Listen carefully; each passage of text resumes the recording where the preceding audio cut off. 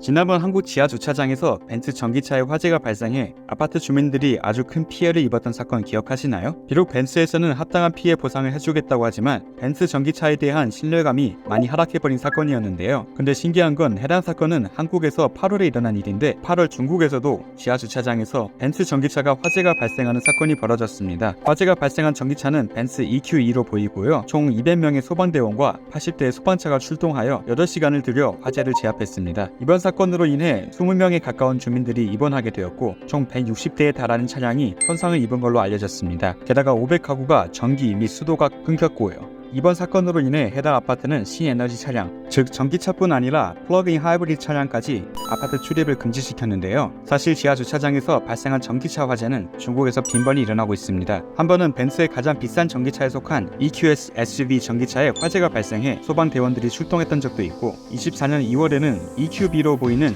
벤츠 전기차에 화재가 발생해 역시 소방차가 출동해 30분에 걸려 화재를 제압했던 적도 있습니다. 그리고 가장 최근인 8월 아파트 화재 사건도 역시 지하주차장이 주차된 전기차로 인한 건데요. 전기차에 화재가 발생해 주차장에 있는 거의 모든 차를 태워버렸습니다. 심지어 아파트 밖에서도 연기가 수북한 걸로 봐서 이번 사건은 아주 심각한 걸로 알 수 있는데요. 참고로 화재가 난 전기차는 중국 지리에서 만든 전기차였으며 해당 차는 2018년 10월에 생산됐고 현재까지 13만 킬로를 주행했다고 하는데요. 비록 한국은 전기차 비중이 크지 않아서 전기차 관련 사건 사고가 많이 보이진 않지만 전기차가 많이 팔리고 있는 중국은 항상 일어나는 일입니다. 하지만 이상한 건 일반 도로에서 발생하는 전기차 화재 사건 내용은 꽤 보이는데 아파트 지하 주차장에서 발생한 관련 사고는 거의 찾아볼 수 없다는 것입니다. 뉴스에서조차 잘 언급하지 않는데요. 특히 앞서 언급한 벤츠 전기차 지하 주차장 화재 관련 사건은 중국 인터넷에 검색해도 결과가 거의 안 나올 정도이며 오히려 대만이나 해외 버전 틱톡에서 관련 내용이 보이는 편입니다. 중국 정부에서 의도적으로 막고 있거나 아니면 다른 숨겨진 이유가 있을 것 같은데요. 이번에는 해당 사건들을 접한 중국 네티즌들의 반응을 보도록 하겠습니다.